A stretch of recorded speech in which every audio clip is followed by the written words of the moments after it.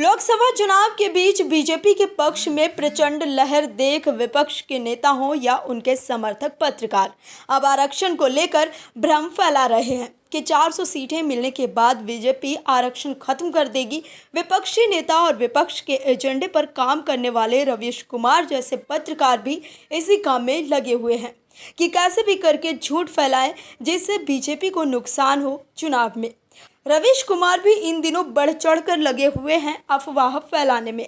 लोकसभा चुनाव हो और जनता को भ्रमित करने के लिए मीडिया गिरोह द्वारा आधी अधूरी जानकारी न फैलाई जाए, ऐसा तो हो ही नहीं सकता। अपने कौन जात हो डायलॉग के लिए मशहूर रवीश कुमार ने लखनऊ में मतदान से पहले ऐसा करके प्रथा जारी रखी। उन्होंने अपने एक ट्वीट में दावा किया है कि देश के रक्षा मंत्री राजनाथ सिंह देश से आरक्षण का आधार बदलने की बात कह रहे हैं। क्या है खबर, बताते हैं आपको इस रिपोर्ट में। दरअसल लोकसभा चुनाव के बीच रवीश कुमार ने अपने एक्स पोस्ट में लिखा है कि अमर उजाला को रक्षा मंत्री राजनाथ सिंह ने इंटरव्यू दिया है। राजनाथ जी कह रहे हैं कि आरक्षण का आधार गरीबी होना चाहिए। क्या वे आरक्षण के आधार को बदलने की बात कर रहे हैं?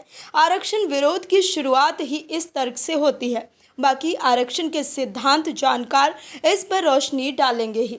बताएंगे कि धर्म और गरीबी के बीच एक मुख्य आधार गायब है और वो क्या है। अपनी बात में दम दिखाने के लिए उन्होंने पोस्ट में ये भी बताया कि राजनाथ सिंह का इंटरव्यू पेज 10 पर छपा है। वो वरिष्ठ राजनेता हैं, कई बार चुनाव जीत चुके हैं। रवीश कुमार की पोस्ट से साफ है कि वो मतदाताओं के मन में शंका डालना चाहते हैं कि भाजपा आई तो आरक्षण खत्म ना कर दे। लेकिन इस पोस्ट की हकीकत क्या है? क्या सच में रक्षा मंत्री ने देश में आरक्षण खत्म करने की बात कही है, जैसा कि रवीश कुमार समझा रहे हैं?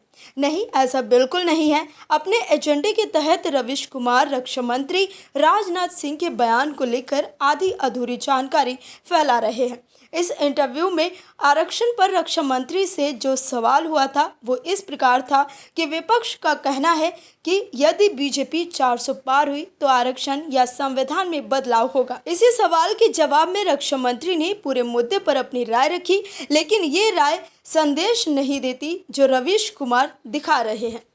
राजनाथ सिंह ने कहा कि 80-90 बार संविधान में संशोधन तो इन्हीं लोगों ने किया है। वर्ष 1976 में इंदिरा गांधी ने तो संविधान की आत्मा उसकी प्रस्तावना में ही परिवर्तन कर दिया था। धर्म के नाम पर नहीं, गरीबी के आधार पर आरक्षण होना चाहिए और भारत में इस समय गरीबी के आधार पर ही आरक्षण दिया जा रहा है। इसे खत्म करने का प्रश्न ही नहीं उठता। विपक्ष कहता है कि हम धर्म के नाम पर आरक्षण देंगे। क्या संविधान इसकी इजाज़त देता है? मैं विपक्ष से कहता हूं कि अल्पसंख्यकों से झूठ मत बोलो। अब रवीश कुमार ने अपना प्रोपेगेंडा चलाने के लिए जनता तक क्या पहुंचाया कि रक्षा मंत्री आरक्षण खत्म करने की बात कर रहे हैं, लेकिन ये नहीं बताया कि जहां तक उन्होंने जनता को बयान में बताया है उसकी अगली ही लाइन में रक्षा मंत्री ने कहा है कि इसे खत्म करने का प्रश्न नहीं उठता है। अपने इसी हरकत की वजह से रवीश कुमार अक्सर सोशल मीडिया पर यूजर्स के निशाने पर आ जाते हैं, लेकिन फिर भी रवीश कुमार अपनी हरकतों से बाज नहीं आ रहे हैं और बीजेपी के खिलाफ जमकर एजेंडा चला रहे हैं। लेकिन रवीश कुमार को एक यूजर ने करारा जवाब दिया है। यूजर ने लिखा है कि आरक्षण का आधार गरीबी ही होना चाहिए।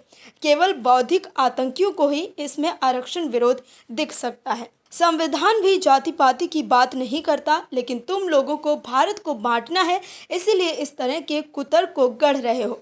बंद करो देश को बांटना। Bureau report, OMH news. और भी वीडियोस देखने के लिए चैनल को सब्सक्राइब करें और बेल आइकन को दबाएं।